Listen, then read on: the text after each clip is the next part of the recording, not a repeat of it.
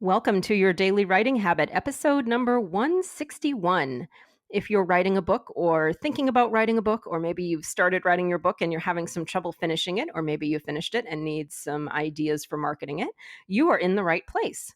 I'm your host, Christine Whitmarsh. If you're looking for me online, you can look up Christine Inc., INK. Each day, I'm sharing with you the writing habits I've picked up over my 18 years as a ghostwriter, book coach, and author.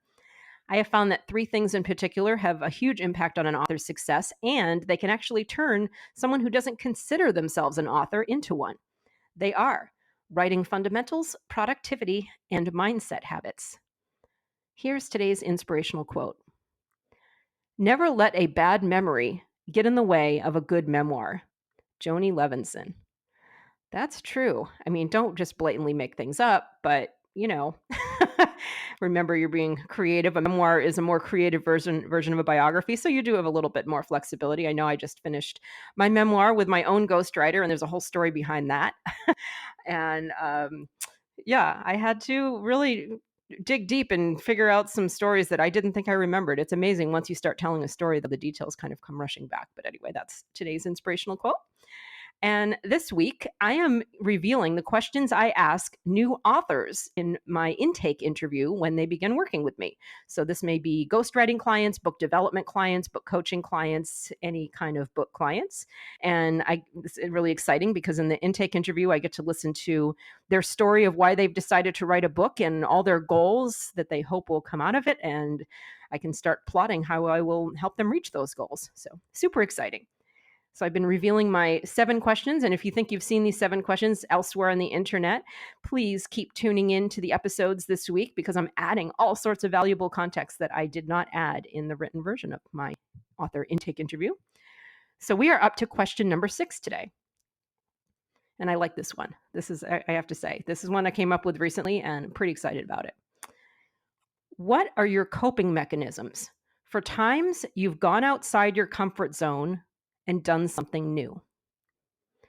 Now, this is really important because especially those of you who are first-time authors, or even, believe me, you write books number 2 and 3, and it still feels like a pretty new skill. It's a pretty new and exciting. I mean, what did they say, like 1 million hours or something like that before you've achieved mastery of something? So you might still be, considering yourselves new at being an author for the first few books. So it's very important to know before you start writing, especially, again, before you start writing your very first book, what your coping mechanisms are. So think back to times in your life where you've had to learn something new. Maybe it was something at a job, or it was a sport, when you were a kid, or, any kind of activity, just something where, you've learned something that is massively outside your comfort zone. And what coping mechanisms did you use to get through that? Did you, take a lot of notes? Did you, practice relaxation techniques maybe before or after the activity? Did you rely on the support of, coaches or friends or things like that? Did you listen to maybe motivational tapes or, read motivational books?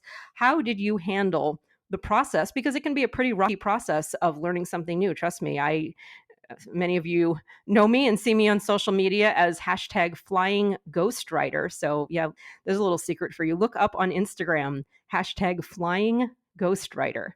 And you'll see that it was just about 2 years ago this month, September 2019. So it was September 2017. I decided to become an aerialist. And there's a whole story behind it honestly, I was just bored with the gym. I just couldn't run on the treadmill anymore. I know many of you can relate to that. And even, the home workout videos weren't working. I needed something fun. It was just like, I am sick of being out of shape. I'm sick of being overweight. But I realized that fun is a huge core value for me. It's a huge trigger for me. So it's not going to work if it's not fun. And I found the circus arts, specifically Lyra, which is the aerial hoop that you see in the air. Maybe in the movie The Greatest Showman, you saw it there, Cirque du Soleil, things like that. And I was fortunate enough to find Salt Air, which is a circus school here in Jacksonville Beach. And I fell in love. And believe me, I have not had any issues with quitting working out or being out of shape ever since, because everything you do in circus, you use every muscle in your body from the top of your head to the bottom of your feet, every single move that you do.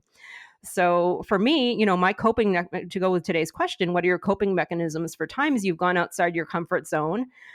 For me, it's having fun, but really for me, it's been relying on my community of fellow aerialists. That has been a huge coping mechanism for me. And, humor, I mean, I use humor in most things. People who know me know that. So using humor and relying on my community of aerialist friends who have just been fantastic and so supportive, and my amazing teachers.